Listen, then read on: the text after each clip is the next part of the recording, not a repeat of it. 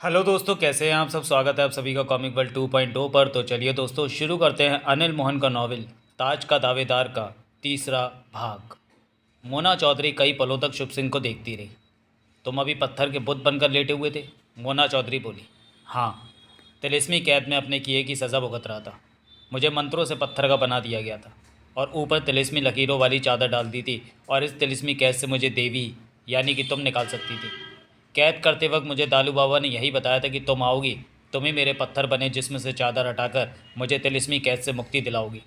लेकिन दालू बाबा ने यह नहीं बताया था कि तुम कब आओगी, और मुझे तब तक ही सज़ा भुगतनी थी, जब तक कि तुम आकर तिलिस्मी लकीरों वाली चादर हटाकर मेरी छाती पर रखे मंत्रों से भरे उस हीरे को ना छूती।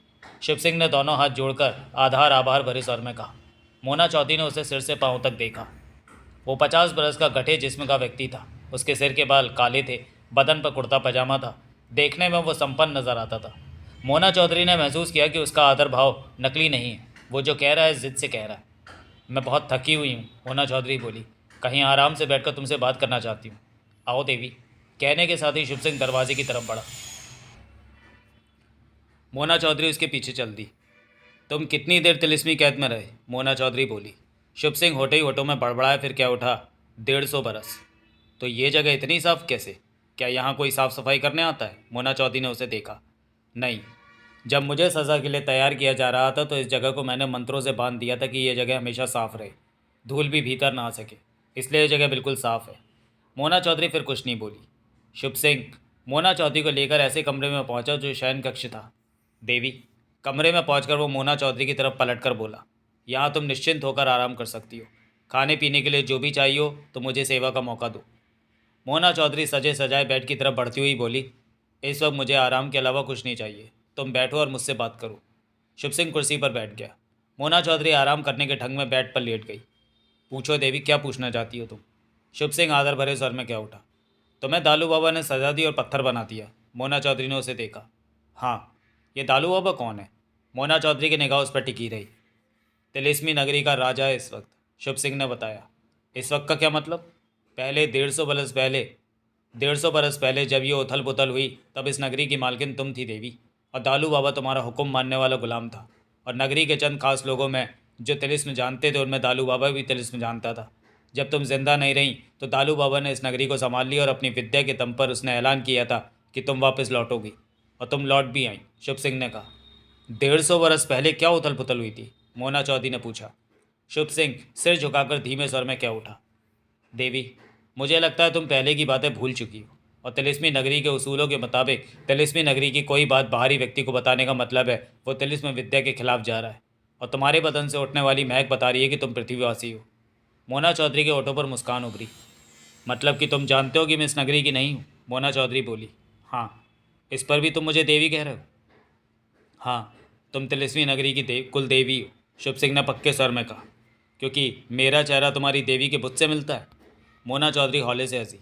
देवी, ये बात मत कहो। तुम ही हमारे कुल की देवी हो। ये बात तुम इतने विश्वास के साथ कैसे कह सकते हो? मोना चौधरी के चेहरे पर मुस्कान थी। शुभ सिंह 2 पलों तक खामोश रहा, फिर क्या उठा। तुमने देखा था कि मैं पत्थर का बना लेटा हुआ था? हाँ। और तुम्हारा बुत और मेरा शरीर चादर से ढका हुआ था। वो सामान्य चादरें नहीं थी, उस पर मंत्र द्वारा तिलिस्मी लकीरें डाल रखी थी। जो भी उन चादरों को हटाने की चेष्टा करता, तिलिस्मी लकीरें उसे जला देती, वह मर जाता। लेकिन तुम्हें कुछ नहीं हुआ। ये ठीक है कि तुम मनुष्य हो और बीते वक्त की बातें तुम्हें याद नहीं, लेकिन तिलिस्मी चादरों ने तुम्हें कोई नुकसान नहीं पहुंचाया। तुम्हारी वजह से मैं पत्थर से इंसान बन गया, क्योंकि तुम हमारी कुलदेवी ही हो और दोबारा जन्म लेकर अपनी नगरी में आई हो। मोना चौधरी के होठों से गहरी सांस निकली। तुम्हारी बात का जवाब मेरे पास शायद नहीं है, जैसे कि मेरे सवाल का जवाब तुम्हारे पास नहीं होगा। सवाल करो देवी। अगर मैं वही तुम्हारी देवी हूँ तो मुझे याद क्यों नहीं सब कुछ? मोना चौधरी ने उसकी आंखों में झांका। ये कोई वक्त का फेर है कि अपनी धरती पर ही देवी अजनबी बनी हुई है। यह भी हो सकता है कि भविष्य में तुम्हें सब याद आ जाए और दालू बाबा से तुम अपनी सारी हुकूमत वापस ले लो। तुम्हारे सवाल के जवाब में मैं इतना ही कह सकता हूँ। मोना चौधरी सोच भरी निगाहों से शुभ सिंह को देखती रही। मैं दालू बाबा से मिलना चाहती हूँ। वो नीले पहाड़ पर रहता है। कहाँ है नीला पहाड़? माफ़ करना देवी, तिलिस्मी नगरी में बाहरी व्यक्ति की सहायता करना मना है, इसलिए मैं तुम्हें रास्ता नहीं बता सकता। लेकिन यहाँ से मैं सीधे नीले पहाड़ पर जाऊँगा और दालू बाबा को बताऊँगा कि हमारी कुलदेवी वापस आ गई है। वैसे भी मुझे सामने पाकर समझ जाएगा कि देवी वापस आ गई है। कहते हुए शुभ सिंह के होठों पर मुस्कान उभरी। मोना चौधरी को महसूस हुआ कि वो खामखा के झंझट में पड़ रही है। तुम जानते हो इस नगरी का ताज कहाँ है? मोना चौधरी ने पूछा। हाँ, दालू बाबा ने तिलिस्मी पहरेदारी में रखा हुआ है, शुभ सिंह ने बताया। पृथ्वी से मैं वो ताज लेने आई हूँ शुभ सिंह, मोना चौधरी ने एक एक शब्द चबा कर कहा। सिर्फ ताज? शुभ सिंह ने हैरानी से उसे देखा। हाँ, उस ताज को हासिल करना मेरे लिए बहुत ज़रूरी है, शुभ सिंह ने सिर हिलाकर कहा। उस ताज पर तो एकमात्र तुम्हारा ही अधिकार है देवी। वो ताज तो सदा तुम्हारे माथे और सिर पर ही रहा है। अपनी चीज़ को भला मांगना कैसा? तुम्हें तो अपनी हुकूमत पूरी तिलिस्मी नगरी दालू बाबा से वापस लेनी चाहिए। वैसे भी सब जानते हैं कि दालू बाबा तो इस नगरी का मात्र रखवाला है। वह तो तुम्हारे इंतज़ार में, तुम्हारी अनुपस्थिति में अपनी ड्यूटी को अंजाम दे रहा है। मोना चौधरी के चेहरे पर तीखे भाव उभरे। बेकार की बातें मत करो मुझसे। जो बातें तुम मुझसे कर रहे हो मैंने वह न कभी देखी न कभी सुनी, और जिस नगरी की मालकिन तुम मुझे कह रहे हो आज से पहले मैंने इसे कभी नहीं देखा। तुम्हारी बातों से लगता है जैसे मेरे सवालों की चाबी दालू बाबा के पास है, और दालू बाबा कहाँ है, किस जगह पर वह मिलेगा, ये बताने को तुम तैयार नहीं। मोना चौधरी के लहजे में उखड़ापन था। मुझे अफसोस है देवी, मैं तुम्हें नीले पहाड़ पर जाने का रास्ता नहीं बता सकता, लेकिन मुझे पूरा यकीन है कि तुम नीले पहाड़ तक पहुंच जाओगी, या फिर तुम्हें सब कुछ याद आ जाएगा। मेरा अपना ख्याल है देवी कि तुम सब्र के साथ काम लेना चाहिए, वक्त का इंतज़ार करना चाहिए। शायद तुम्हें याद नहीं, पहले भी तुम हर काम में जल्दबाजी किया करती थी, जिससे कभी नुकसान तो कभी फ़ायदा होता था। जल्दबाजी मत करो। मोना चौधरी ने अजीब सी निगाहों से शुभ सिंह को देखा। फ़कीर बाबा भी तो यही कहा करते हैं कि तू जल्दबाज है, अच्छा बुरा देखे बिना हर काम कर डालती है। और अब शुभ सिंह भी ऐसा ही कुछ कह रहा था। देवी, अगर मेरी बात बुरी लगी हो तो मैं क्षमा चाहता हूँ, शुभ सिंह ने आदर भरे स्वर में कहा। मोना चौधरी ने गहरी सांस लेकर सिर हिलाया। इसका मतलब तुम यहाँ पर मेरी कोई सहायता नहीं कर सकते? ताज तक पहुँचने का रास्ता? देवी, मैंने पहले ही कहा है कि ताज दालू बाबा की सुरक्षा में है, और दालू बाबा का स्थायी तौर ठिकाना नीले पहाड़ पर है। इससे ज़्यादा मैं कुछ भी बताने की स्थिति में नहीं हूँ, शुभ सिंह बोला। लेकिन वक्त आने पर पहले की तरह अपनी गर्दन कटाने में सबसे आगे रहूँगा। मोना चौधरी ने शुभ सिंह की आंखों में देखा। पहले जिस तरह तुम्हारे लिए नील सिंह, परसू और दूसरों ने जान दे दी थी, अगर ज़रूरत पड़ी तो इस बार मैं आगे आकर सिर कटवाऊँगा। 150 बरस के करीब ही मैं तिलिस्मी की कैद में रहा हूँ। बहुत कुछ बदलाव आ गया होगा नगरी में। अभी मुझे उस बदलाव को भी जानना देखना है। मोना चौधरी की अजीब सी निगाहों में शुभ सिंह को देखे जा रही थी। नील सिंह, परसू, फ़कीर बाबा भी तो इन्हीं नामों से महाजन और पारसनाथ को बुलाते हैं। ये माजरा क्या है? कुछ और पूछना है देवी? मेरे सवालों का जवाब तुम नहीं दे पा रहे तो आगे क्या सवाल करूं? नीले पहाड़ के बारे में तुम कुछ भी बताने को तैयार नहीं हो, मोना चौधरी ने उसे कुरेदा। शुभ सिंह ने खामोशी से सिर झुका लिया। मैं कुछ देर नींद लेना चाहती हूँ, मोना चौधरी बोली। ज़रूर देवी, मैं बाहर पहरेदारी पर रहूँगा, शुभ सिंह तुरंत खड़े होते हुए बोला। और जब तुम नींद से उठोगी तो नहाने के लिए पानी और अन्य सामान तैयार होगा। पहले की तरह तुम्हें ज़्यादा सुविधाएं तो इस वक्त नहीं मिल सकेंगी, लेकिन जहाँ तक हो सकेगा मैं सेवा करूँगा। मोना चौधरी ने कुछ कहने की अपेक्षा से हिला दिया। शुभ सिंह बाहर निकल गया। दरवाज़ा खुला ही रहा। शुभ सिंह की बातों से मोना चौधरी का मस्तिष्क और भी उलझ गया था। उसकी बातें, उसके शब्द फ़कीर बाबा से मिल रहे थे। ये मात्र संयोग है, किसी की चाल है, या फिर हकीकत ही है? इन्हीं सोचों में डूबे डूबे मोना चौधरी नींद में डूबती चली गई। जब मोना चौधरी की आंख खुली तो आधी रात से ज़्यादा का वक्त हो रहा था। जाने कब तक वो सोई रही थी, उसे खुद ही वक्त का एहसास नहीं रहा था। वह तुरंत बेड से उतरी और खुले दरवाजे की तरफ बढ़ गई। दरवाजे से बाहर निकलते ही ठिठकी। शुभ सिंह हाथ जोड़े किसी सेवक की भांति बाहर मौजूद था। तुम? मोना चौधरी के ओठों से निकला। आपकी पहरेदारी पर मौजूद था। तुम सोए नहीं? आराम नहीं किया तुमने? मोना चौधरी ने अजीब सी निगाहों से उसे देखा। तुम्हारी सेवा करने का मौका 150 बरस बाद मिला है देवी। ऐसे में तो मेरे लिए पलके झपकाना भी हराम है। तुम्हारी वजह से ही मैं तिलिस्मी कैद से मुक्ति पा सका, नहीं तो जाने कब तक इसी कैद में रहता। ज़रूरत पड़ने पर यह जान भी तुम्हारे कदमों में है देवी। मोना चौधरी को लग रहा था जैसे ये बातें सुनकर वो पागल हो जाएगी। बाथरूम तैयार है, गुसल तैयार है देवी, आओ मैं तुम्हें रास्ता दिखाता हूँ। कहने के साथ ही शुभ सिंह एक तरफ बढ़ा। सोचों में डूबी मोना चौधरी उसके पीछे हो गई। नहाने के बाद मोना चौधरी ने खुद को काफ़ी फ्रेश महसूस किया। जब वो बाथरूम से बाहर निकली तो चंद कदमों दूर शुभ सिंह को हाथ बांधे मौजूद पाया। कितना वक्त हुआ होगा? मोना चौधरी ने पूछा। रात्रि का आखिरी पहर चल रहा है, शुभ सिंह ने कहा। नहाने के बाद मोना चौधरी ने पहले वाले ही कपड़े पहन लिए थे। देवी, शुभ सिंह बोला, ये कपड़े मैले हो रहे हैं, ये देखकर मुझे अच्छा नहीं लग रहा। मैं तुम्हें नए, कोई ज़रूरत नहीं, मुझे यही अच्छे लगते हैं। मोना चौधरी ने उसकी बात काट कर कहा। जैसी देवी की इच्छा। आओ, मैंने तुम्हारे लिए कुछ खाने का प्रबंध कर रखा है। मोना चौधरी बिना कुछ कहे शुभ सिंह के साथ चल पड़ी। शुभ सिंह मोना चौधरी को लेकर नीचे वाले हॉल में पहुंचा, जहां बहुत बड़ा डाइनिंग टेबल बर्तनों से भरा पड़ा था। बर्तनों में तरह तरह के स्वादिष्ट व्यंजन थे, जिनकी महक वहाँ फैली हुई थी। परंतु वहाँ सिर्फ एक ही कुर्सी पड़ी थी। देवी, अन्न ग्रहण करें। अगर मेरी सेवा सत्कार में कोई कमी रह गई हो तो क्षमा चाहूँगा। शुभ सिंह हाथ जोड़कर बोला और दोनों हाथ बांधे आज्ञाकारी सेवक की भांति खड़ा हो गया। आगे बढ़कर मोना चौधरी कुर्सी पर बैठी और शुभ सिंह को देखा। तुम नहीं लोगे? मैं बाद में लूँगा। जो देवी का बचा होगा मैं ग्रहण कर लूँगा। मेरे साथ ही बैठकर देवी के बराबर बैठने की तो मैं कल्पना भी नहीं कर सकता, शुभ सिंह ने आदर भाव से कहा। मोना चौधरी के होठों पर मुस्कान उभरी। वो खाने में व्यस्त हो गई। शुभ सिंह उसी मुद्रा में खड़ा रहा। तुम यहीं रहते हो? नहीं, यह जगह तो मैंने अपनी कैद का वक्त काटने के लिए बनाई थी, शुभ सिंह बोला। और अब कैद पूरी हो चुकी है। तुमसे फारिग होकर मैं वापस जाऊंगा देवी। वापस कहाँ? मोना चौधरी ने उसे देखा। माफ़ करना देवी, अभी मैं तुम्हें कोई जानकारी नहीं दे सकता, क्योंकि तुम अभी तक 150 बरस पहले का वक्त भूली हुई हो। जब भी तुम्हें वो वक्त याद आएगा तुम मुझे अपने चरणों में पाओगी। मोना चौधरी कई पलों तक होठ सिकोड़कर उसे देखते रही, फिर खाने में व्यस्त हो गई। उसके बाद उसने कुछ नहीं पूछा। खाने के पश्चात मोना चौधरी फारिग हुई। शुभ सिंह वैसे ही खड़ा था। मोना चौधरी उठ खड़ी हुई। कोई और सेवा देवी? शुभ सिंह ने उसी प्रकार हाथ बांधे पूछा। नहीं, मोना चौधरी ने शांत स्वर में कहा। तो अब तुम दालू बाबा के पास जाओगे? हाँ देवी। उसे खबर देना बहुत ज़रूरी है कि देवी लौट आई है। तिलिस्मी नगरी की मालकिन लौट आई है। मतलब कि यहाँ से सीधे नीले पहाड़ पर दालू बाबा के पास जाओगे? मोना चौधरी ने उसे देखा। हाँ। मोना चौधरी के चेहरे पर सोच के भाव छाए रहे। शुभ सिंह आदर भाव से खड़ा रहा। मैं यहाँ से जाना चाहूँगी शुभ सिंह। जैसी देवी की इच्छा। मोना चौधरी पलटी और बाहर जाने वाले दरवाजे की तरफ बढ़ गई। दरवाजे पर पहुंचकर ठिठकी, पलटकर पीछे देखा। शुभ सिंह उसी तरह हाथ बांधे खड़ा उसे देख रहा था। उसे देखते पाकर शुभ सिंह ने दोनों हाथ जोड़ दिए। मोना चौधरी पलटी और बाहर निकलती चली गई। आसमान बता रहा था कि कुछ देर में दिन का उजाला फैलने वाला है। सुबह के 8 बज रहे थे। मोना चौधरी तेजी से आगे बढ़ी जा रही थी। यह पथरीला मैदान था। दूर दूर तक कुछ भी नज़र नहीं आ रहा था। कहीं कहीं पहाड़ी चट्टानों के बड़े बड़े टुकड़े नज़र आ रहे थे। सूर्य की तीखी धूप उस पर पड़ रही थी। शरीर पसीने से भीग चुका था, परंतु चेहरे पर थकान का नामो निशान नहीं था। सोचें बार बार शुभ सिंह की तरफ भटक जाती। वो पत्थर का बुत बना लेटा था, लेकिन उसके छूने से जाने क्या हुआ कि बुत से वो इंसान बन गया। मोना चौधरी को अभी तक विश्वास नहीं हो रहा था कि ऐसा हुआ है, और उसने दूसरी बार अपना बुत देखा था, जो कि इस तिलिस्मी नगरी की मालकिन, जिसे कि यहाँ के लोग देवी कहते हैं, का था। शुभ सिंह के मुताबिक वही देवी थी, क्योंकि उसके छूने से ही वो दालू बाबा की तिलिस्मी कैद से आज़ाद हुआ है। ये दालू बाबा कौन है जो तिलिस्मी नगरी का मालिक बना हुआ है? मोना चौधरी का मस्तिष्क जब भी इन सोचों में फंसता सिर फटने लगता। वह बखूबी समझ रही थी कि शुभ सिंह को भारी तौर पर कोई गलतफहमी हुई है कि वो उनकी देवी है।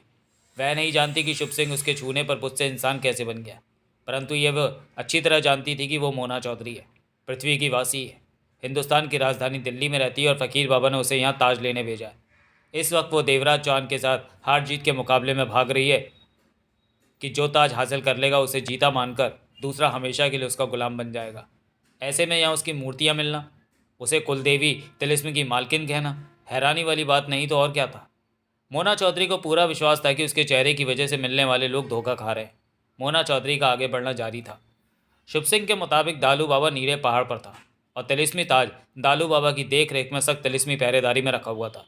यानी कि ताज तक पहुंचने के लिए दालू बाबा से मिलना ज़रूरी था, और दालू बाबा से मिलने से पहले उसे इस तिलिस्मी कैद से निकलना था। और वह नहीं जानती थी कि तिलिस्मी कैद से कैसे निकला जाए, रास्ता किधर है, किस तरफ जाना है, उसे कुछ नहीं मालूम था।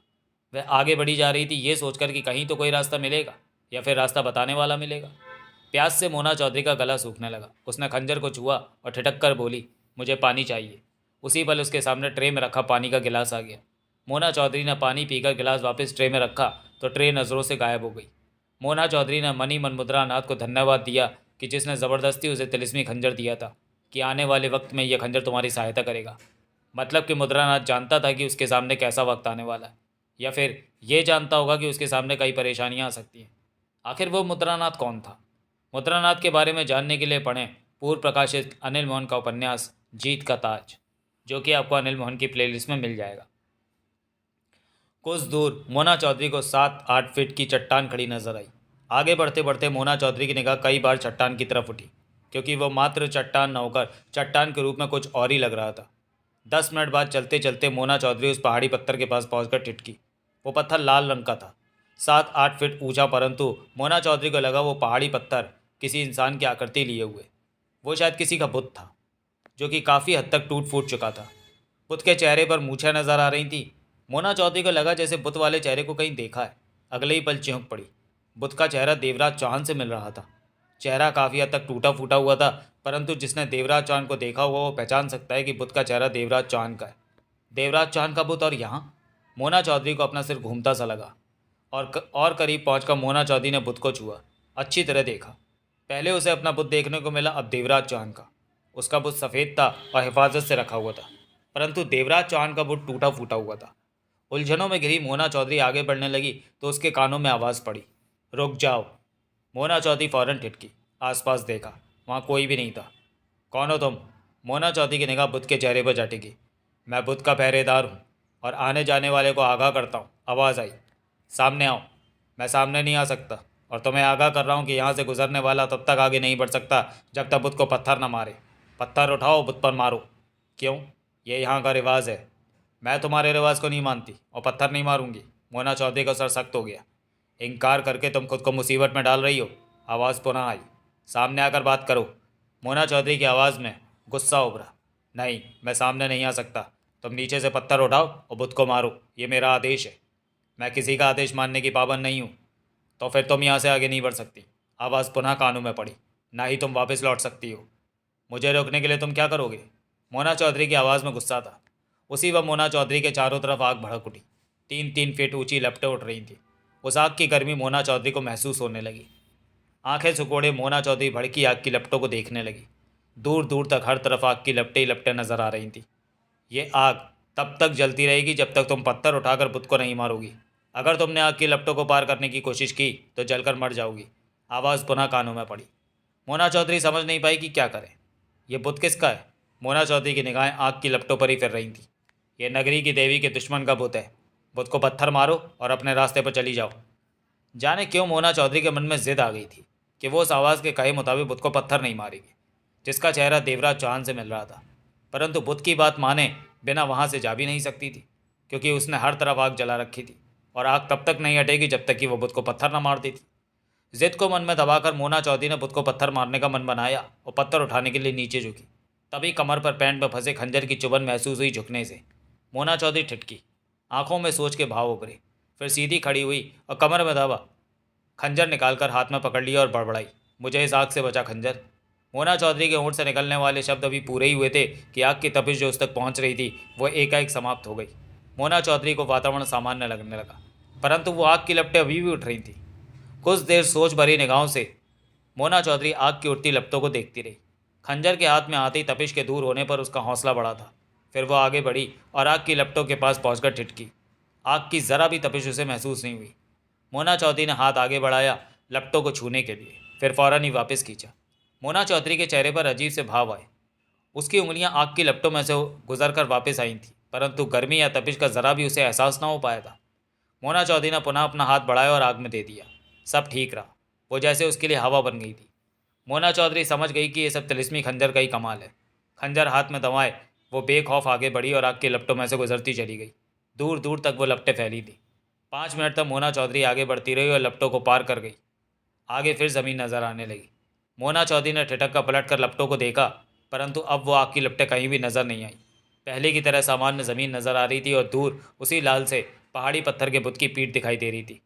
मोना चौधरी ने मुस्कुराकर हाथ में दबे खंजर को देखा, फिर उसे कमर में पैंट में फंसाकर बढ़ गई। मुद्रानाथ का दिया तिलिस्मी खंजर इस समय उसके लिए किसी फौज से कम नहीं था। मोना चौधरी पुनः आगे बढ़ने लगी, लेकिन अब उसकी सोचें देवराज चौहान के बुत की तरफ पलटा खाने लगी कि देवराज चौहान का बुत इस तिलिस्मी नगरी में कैसे है, क्यों है? वह पहरेदार वहाँ से गुजरने वाले हर शख्स को पत्थर मारने का आदेश क्यों देता है? आवाज़ कह रही थी बुत नगरी के देवी के दुश्मन का है। मोना चौधरी के मस्तिष्क में उलझनें बढ़ती जा रही थी। उसका बुत भी तिलिस्मी नगरी में देखने को मिला, देवराज चौहान का भी देखा। ऐसा होना महज इत्तेफाक या वहम, धोखा नहीं हो सकता। कोई बात तो है ही, लेकिन क्या बात हो सकती है? इससे आगे मोना चौधरी नहीं सोच पाई, क्योंकि अपनी सोचों का जवाब उसके पास नहीं था और पास में कोई जवाब देने वाला भी नहीं था। मोना चौधरी को आगे बढ़ते बढ़ते दोपहर हो गई। सूर्य सिर पर चढ़ाया था। थकान के साथ उसे भूख भी महसूस होने लगी तो खंजर को छूकर खाने के लिए कहा। उसी पल सामने टेबल और कुर्सी नजर आने लगी। टेबल पर खाने का भरपूर सामान था। मोना चौधरी कुर्सी पर बैठी और खाना खाने लगी। खाने के दौरान मोना चौधरी सोच रही थी कि ताज हासिल करना इतना आसान नहीं है जितना कि उसने सोचा था। अभी जाने कैसे कैसे हालातों का सामना करना पड़ेगा। तभी उसे महाजन, पारसनाथ, बंगाली और पाली का ध्यान आया कि इन लोगों ने उन सबको कैद करके कहाँ रखा होगा, वो किस हाल में होंगे। मोना चौधरी खाने के अंतिम चरण में थी कि निगाहें उठाते ही ठिठक गई। खाना खाना रुक गया। चेहरे पर अजीब से भाव आ गए। सामने से 40 वर्ष का व्यक्ति आ रहा था। बदन पर पैंट और कमीज थी, पाँव में जूते थे, गालों पर 2-4 दिन की शेप बढ़ी हुई थी। मोना चौधरी ने धीरे धीरे खाना शुरू किया। मुंह चलना शुरू हुआ, परंतु निगाहें उसी आने वाले व्यक्ति पर टिकी रही जो उसकी तरफ बढ़ा चला आ रहा था। उसके पास आने तक मोना चौधरी के मुंह में पड़ा खाना समाप्त हो चुका था। वो पास आकर ठिठका और सिर हिलाता हुआ कह उठा, तुम जानती हो कि तुम तिलिस्मी कैद में फंस चुकी हो। उसका स्वर परेशान सा था। हाँ। मोना चौधरी एकटक उसे ही देखे जा रही थी। तुम कौन हो? मैं। उसने गहरी सांस ली। मैं भी तुम्हारी तरह मुसीबत का मारा यहाँ फंसा हुआ हूँ। ये तिलिस्म किसी चक्रव्यूह से कम नहीं। इस तिलिस्म को कोई नहीं तोड़ सकता। ये तिलिस्म किसने बनाया है? बनाया था कभी। सुनने में आता है कि तिलिस्मी नगरी की देवी ने यह तिलिस्म बनाया था अपने दुश्मन को कैद करने के लिए। इस तिलिस्म का तोड़ या तो हमारी कुलदेवी जानती हैं या फिर दालू बाबा। तुमने कुलदेवी को देखा है? उसकी मूर्ति देखी है। मैं तो 25 बरस पहले पैदा हुआ हूँ। देवी तो 150 बरस पहले होती थी। तब के लोग आज भी जीवित हैं। उन्होंने देवी को देखा हुआ है। कहते हुए इसकी बेचैन सी निगाहें इधर उधर घूमती जा रही थी। फिर टेबल पर पड़े खाने को देखा। अगर तुम्हारी इजाज़त हो तो मैं खाना खा लूँ, भूखा हूँ। खा लूँ। मोना चौधरी ने सहमति में सिर हिलाया। आगे बढ़कर टेबल के करीब पहुंचा और खड़े ही खड़े जल्दी से खाने लगा। उसका खाने का ढंग बता रहा था कि जैसे वो बहुत भूखा हो। तुम तिलिस्मी नगरी के वासी हो? फिर तुम यहाँ कैसे आ गए? मोना चौधरी ने पूछा। गलती की थी। सज़ा की एवज में मुझे तिलिस्मी कैद में भेज दिया। इस कैद से निकल गया तो आज़ाद हो जाऊंगा, नहीं तो यहीं भटकता रहूंगा। युवक थके स्वर में क्या उठा। महीनों से भटक रहा हूँ, परंतु बाहर जाने का रास्ता तलाश नहीं कर पाया। मोना चौधरी उसे गहरी निगाहों से देखती रही। तुम भी खाओ, वो मोना चौधरी को देखकर बोला। मैंने खा लिया है। कहने के साथ मोना चौधरी ने पानी का गिलास उठाकर पिया, फिर गिलास रखकर बोली, मेरे ख्याल में एक बात और भी है जो तुम भूल रहे हो। उसने मोना चौधरी को देखा। मैं क्या भूल रहा हूँ, तुम ही बता दो। वो पुनः खाना खाने लगा। मेरा चेहरा देखो, मोना चौधरी ने कहा। उसकी नज़रें मोना चौधरी के चेहरे पर आ टिकी। कुछ याद आया? मोना चौधरी मुस्कुराई। तुम्हारा चेहरा देखकर? हाँ। क्यों, तुम्हारे चेहरे में कोई खासियत है क्या? मुझे तो कोई इबारत लिखी भी नज़र नहीं आ रही। मोना चौधरी मुस्कुराई। तिलिस्मी नगरी का देवी का चेहरा मेरे जैसा था। वो मुस्कुराया। किसने कह दिया तुमसे? क्या मतलब? तुमने देवी की मूर्तियाँ नहीं देखी क्या? जो बहुत देखी हैं। देवी का रंग रूप मेरे दिलो दिमाग में बसा हुआ है। कहाँ देवी और कहाँ तुम? तुम्हें किसने कह दिया कि तुम्हारा चेहरा देवी से मिलता है? उसकी आवाज़ में तीखे भाव आ गए। मोना चौधरी के होठों की मुस्कान कम हो गई। मैंने देवी की मूर्तियाँ बुद्ध देखे और तुम? खाना खाते खाते वो हंस पड़ा। लगता है किसी ने खूब तुम्हें बेवकूफ़ बनाया है। अपनी हंसी रोकते हुए उसने कहा, तुम्हें किसी ने बहुत बड़े भ्रम में डाल दिया है। गुलाब लाल के आदमियों ने तुम्हारा सिर फिरा दिया होगा। गुलाब लाल? हाँ, दालू बाबा का मुंह लगा आदमी है। कोई भी उसे खास पसंद नहीं करता। गुलाब लाल के आदमी बाहरी लोगों को ऐसा कुछ करके ही बेवकूफ़ बनाते हैं। इसी तरह तुम्हारी शक्ल की मूर्ति तुम्हें दिखाकर उसके किसी आदमी ने बहका दिया कि देवी का चेहरा तुमसे मिलता है। उसने मुस्कुराकर कहा। मोना चौधरी के होंठ सिकुड़े। बहुत अजीब बात कर रहे हो तुम। सच बातें हमेशा अजीब ही होती हैं। तुम्हारा नाम क्या है? मोना चौधरी ने पूछा। अमरू। गुलाब लाल कहाँ रहता है? अपने महल में। तिलिस्मी विद्या में माहिर है, इसलिए दालू बाबा उसकी इज्जत करता है। कहाँ है गुलाब लाल का महल? तुम यहाँ के रास्तों से वाकिफ़ हो? नहीं। तो फिर मेरे बताने पर भी तुम्हें इस महल का रास्ता कैसे समझ में आएगा? दालू बाबा कहाँ रहता है? नीले पहाड़ पर। लेकिन दालू बाबा तक उसकी इजाज़त के बिना कोई नहीं पहुँच सकता। अमरू बोला। क्यों? मोना चौधरी बोली। वो तो नीले पहाड़ पर रहता है, कोई भी पहाड़ चढ़कर उस तक पहुँच। देखने में तो समझदार लगती हो, लेकिन बातें बेवकूफ़ी वाली कर रही हो। अमरू मुस्कुराया। क्या मतलब? तुम क्या समझती हो कि दालू बाबा पहाड़ पर बैठा है कि चढ़े और मिल लिए? तो नीले पहाड़ के भीतर उसने शानदार महल बना रखा है। सुना तो यही है, मैंने नहीं देखा। वहाँ से दालू बाबा की खास ही पहुँच सकते हैं। और तो और उस पहाड़ को कोई छू भी नहीं सकता। मैं समझी नहीं। सारे पहाड़ के गिर्द उसने तिलिस्म फैला रखा है। जिसने भी पहाड़ को छूने की कोशिश की वो अपनी जान से हाथ धो बैठेगा। परंतु उसके खास आदमी आ जा सकते हैं, क्योंकि उनके पास दालू बाबा का दिया तिलिस्मी खंजर होता है। वो खंजर पास होने पर तिलिस्म उन्हें नुकसान नहीं पहुंचाता, अमरू ने बताया। मोना चौधरी के चेहरे पर सोच के भाव स्पष्ट नजर आ रहे थे। अजीब बात तो उसे ये लग रही थी कि अगर उसका चेहरा तिलिस्मी नगरी की देवी से नहीं मिलता तो मुद्रानाथ ने उसे देवी क्यों कहा? फिर गीतलाल ने उसे देवी क्यों कहा? शुभ सिंह ने उसे देवी मानकर इतनी ज़्यादा इज्जत क्यों दी? ये सब क्या हो रहा है? वो सब झूठ थे या जो अमरू कह रहा है वो गलत है? अमरू की आवाज़ सुनकर उसकी सोचें टूटी। तुम मुझे देवी का बुत दिखा सकते हो? एकाएक मोना चौधरी ने कहा। क्यों नहीं, कुछ ही दूर देवी का आराधना स्थल है, वहाँ देवी का बुत स्थापित है। मोना चौधरी फौरन उठ खड़ी हुई। दिखाओ मुझे। चलो, लेकिन ठहरो, पहले मैं खाना खा लूँ। जाने फिर कब खाने को मिले। कहने के साथ ही अमरू जल्दी जल्दी खाने लगा। 2 घंटे का धूप भरा रास्ता तय किया मोना चौधरी ने अमरू के साथ। तब भी कोई जगह नज़र नहीं आई तो मोना चौधरी ने पूछा, अभी और कितना आगे जाना होगा? पहुंच गए समझो। मोना चौधरी ने हर तरफ नज़रें घुमाई। हर तरफ पथरीली ज़मीन थी। दूर दूर तक ऐसी कोई जगह नज़र नहीं आ रही थी कि लगे उन्हें वहाँ तक जाना है। मुझे तो ऐसा कुछ भी नज़र नहीं आ रहा कि लगे पहुँच गए, मोना चौधरी बोली। तुम यहाँ के रास्तों से वाकिफ़ नहीं हो, चलती रहो, अमरू ने कहा। मोना चौधरी खामोश रही। 15 मिनट बाद अमरू मोना चौधरी को लेकर जहाँ पहुँचा, उस जगह को देखकर मोना चौधरी हक्की बक्की रह गई। नज़ारा ही ऐसा था जो कि दूर से नज़र नहीं आता था। सामने आधे किलोमीटर के व्यास में ज़मीन की सतह के 500 गज नीचे शहर बसा नज़र आ रहा था। ज़मीन से उस जगह तक जाने के लिए कई जगह से नीचे जाती सीढ़ियाँ नज़र आ रही थी। नीचे रास्ते थे, मकान थे, आदमी औरतें जैसे अपने कामों में व्यस्त आ जा रहे थे। कई बड़े बड़े दरवाजे नज़र आ रहे थे। कुछ लोग उनमें प्रवेश कर रहे थे तो कुछ बाहर आ रहे थे। मोना चौधरी 1-1.5 मिनट हैरानी से हर तरफ देखती रही। ये कैसी जगह है? मोना चौधरी ने अमरू को देखा। तिलिस्मी कैद में ऐसी जगह बहुत है, तुमने अभी तिलिस्म देखा ही कहाँ है? अमरू मुस्कुराया। मोना चौधरी के चेहरे पर अजीब से भाव अभी तक उभरे हुए थे। देवी का बुत कहाँ है? एकाएक मोना चौधरी ने पूछा। वो बीचों बीच देखो, जहाँ छोटा सा बाग है। मोना चौधरी ने उस तरफ देखा। यहाँ से तुम्हें ऐसा लग रहा होगा जैसे वहाँ कोई खड़ा है और सफ़ेद कपड़े से उसने खुद को ढाँप रखा है। हाँ, मोना चौधरी की निगाह वहीं पर थी। वो देवी का बुत है जिसे चादर से ढाँप रखा है। जाओ, जाकर कपड़ा हटाओ और देवी का चेहरा देख लो।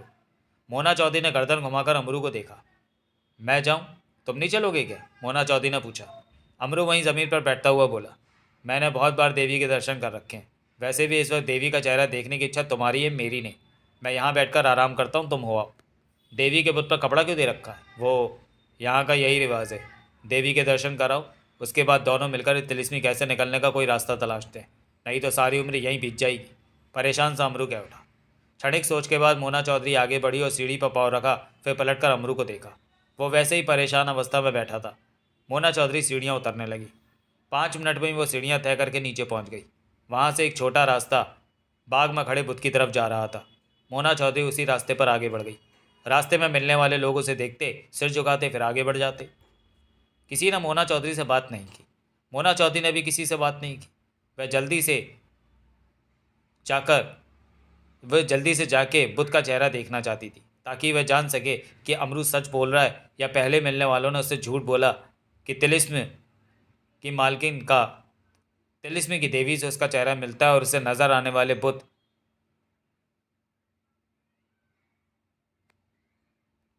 10 मिनट में ही वो बुत तक पहुंची और पलटकर अमरू की तरफ देखा। अमरू सीढ़ियों के पास ही खड़ा उसे देख रहा था।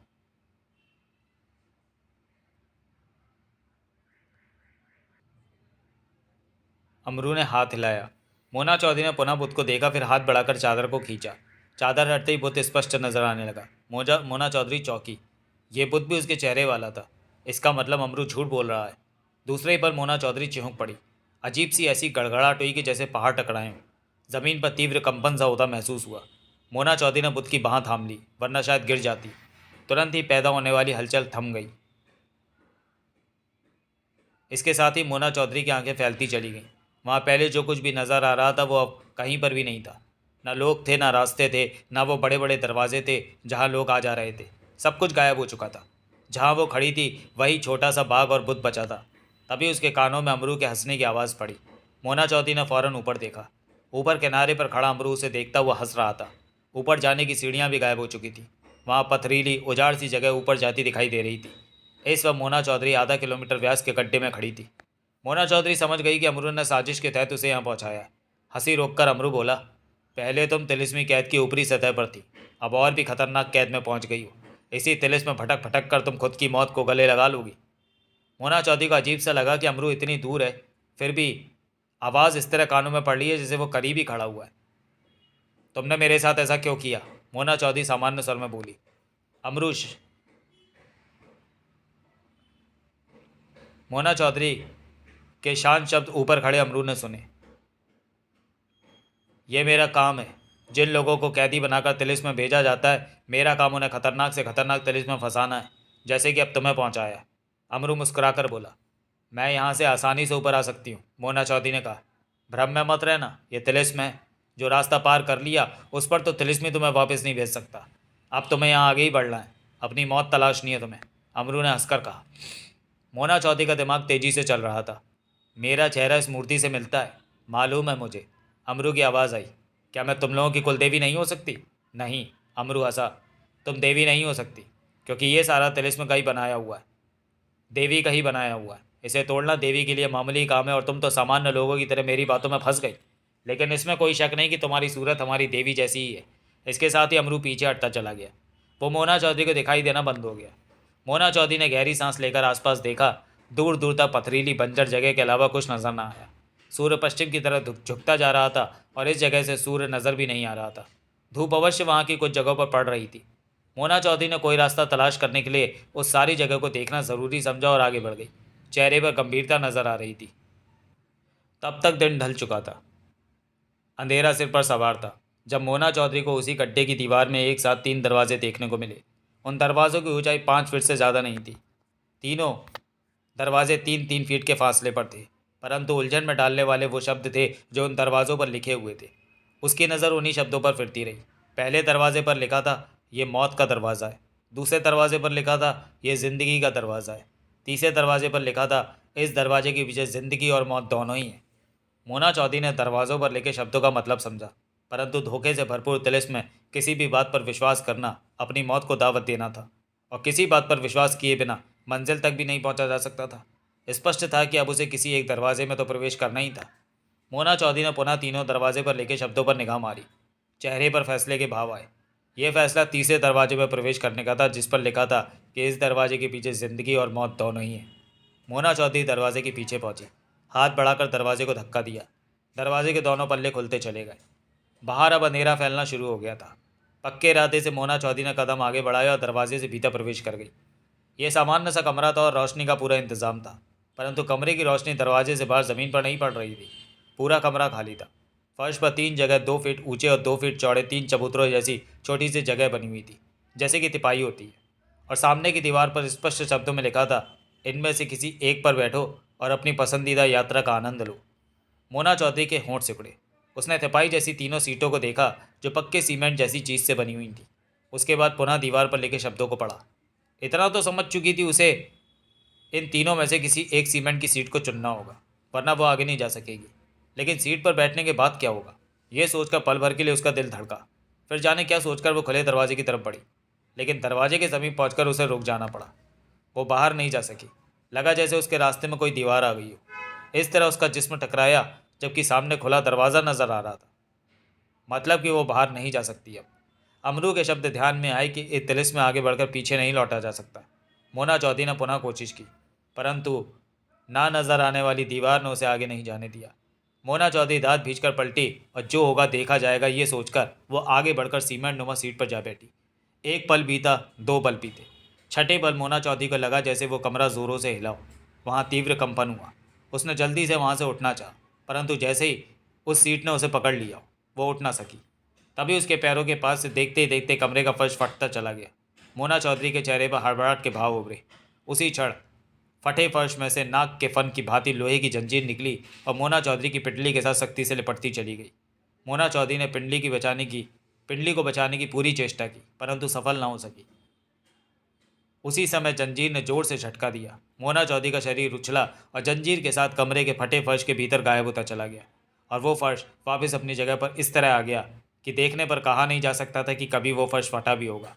मोना चौधरी उसमें समा गई होगी। अब कमरे में सब कुछ पहले जैसा सामान्य नजर आने लगा। तभी खुला दरवाज़ा खुद ब खुद बंद होता चला गया। इसके साथ ही कमरे में खूब अंधेरा छा गया। तो चलिए दोस्तों, वीडियो को यहीं समाप्त करते हैं और मिलते हैं ताज के दावेदार के चौथे भाग में अगले वीडियो में। तब तक के लिए धन्यवाद।